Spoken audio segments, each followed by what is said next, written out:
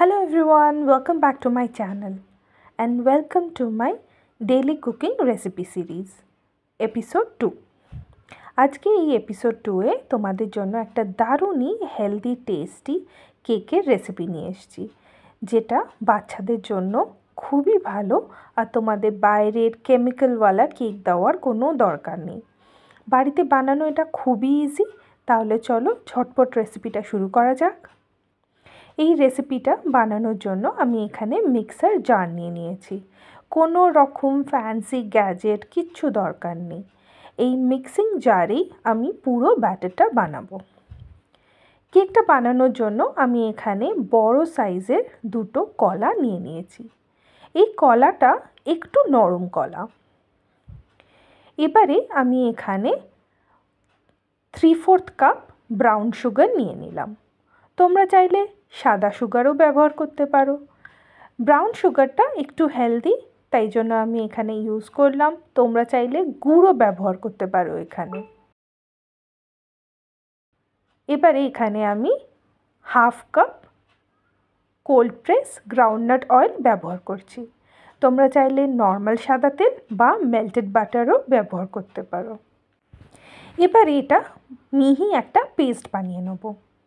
Just mixing জারে 30 to 40 seconds কি maximum 50 seconds two 1 minute mixer জারে ঘোরালেই এই ব্যাটারটা রেডি হয়ে যাবে।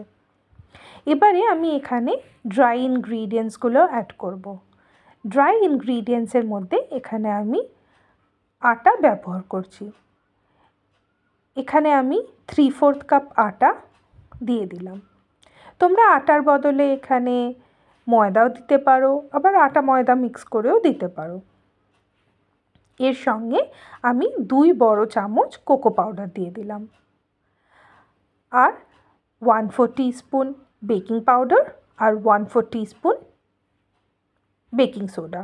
বাস এইটুকুনি দিলেই আমাদের কিন্তু কেকের ব্যাটারটা ইনগ্রিডিয়েন্টসগুলো সব কটা দিয়ে দিলাম।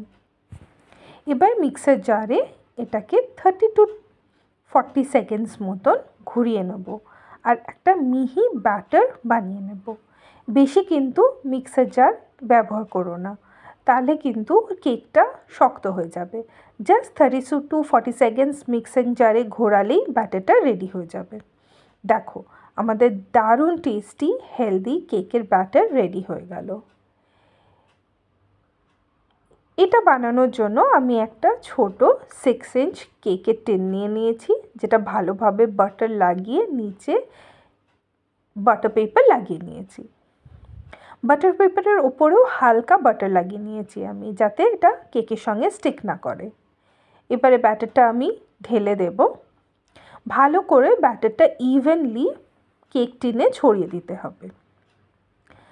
এই কেকটাকে আরও হেলদি আর টেস্টি বানানোর জন্য আমি এখানে কিছু চপড ওয়ালনাট ব্যবহার করছি। তোমরা ওয়ালনাটের বদলে কাজু, রোস্টেড আমন্ড, কিশমিশ, চকো চিপস এগুলোও দিতে পারো। এবারে আমার ব্যাটারটা দেওয়া হয়ে গেছে, আমি ওপর থেকে ওয়ালনাট ছড়িয়ে দেবো। অন্যদিকে আমি ওভেনটাকে প্রিহিট করে নিয়েছি 180 ডিগ্রিতে 10 মিনিটস মতো। এই কেকটা বেক করতে মোটামুটি 30 থেকে 40 মিনিট মতন লাগবে। প্রিহিট হয়ে গেলে এই কেকটা ভেতরে ঢুকিয়ে দেবো, দিয়ে 30 থেকে 40 মিনিট মতন বেক করব। প্রথমে 180 ডিগ্রিতে 30 মিনিট রেখে দেবো। 30 মিনিট পরে একটা টুথপিক বা ছুরির সাহায্যে দেখে নেব কি ভেতর অবধি বেক হয়েছে কিনা। যদি 30 মিনিটে হয়ে যায় তাহলে নামিয়ে নেব। যদি 30 মিনিট না হয় তাহলে আপনারা আরও 10 মিনিট দিতে পারেন। আমার এই কেকটা বানানোর জন্য টোটাল 40 মিনিট টাইম লেগেছে। দেখো কতটা ফ্লাফি আর কি সুন্দর কেকটা হয়েছে, টেক্সচারটাও খুবই সুন্দর এসছে। তাহলে তোমরাও ঝটপটে কেকটা বানিয়ে নাও আর বাচ্চাদেরকে দিতে পারো। আর বাচ্চাদের কেমন লাগলো আমাকে কিন্তু কমেন্ট করে নিশ্চয়ই জানাবে। এই কেকগুলো তোমরা বাড়িতে বানিয়ে মোটামুটি 1 সপ্তাহ মতন এয়ারটাইট জারে কেটে কেটে রেখে দিতে পারো। বাইরে সেই কেমিক্যালওয়ালা প্রিজারভেটিভওয়ালা কেক খাওয়ানোর থেকে বাড়িতে এই ইজিলি কেকটা বানিয়ে নিতে পারো। আর এটা হেলদিও আছে, আর কোনো ময়দা বা কোনো আর্টিফিশিয়াল জিনিসও ব্যবহার করে। আর রেসিপিটা ভালো লাগলে একটা লাইক কিন্তু করতে ভুলো না, আর সাবস্ক্রাইবও করে দিও নতুন নতুন রেসিপি বা আমার সঙ্গে গল্প করার জন্য। টাটা।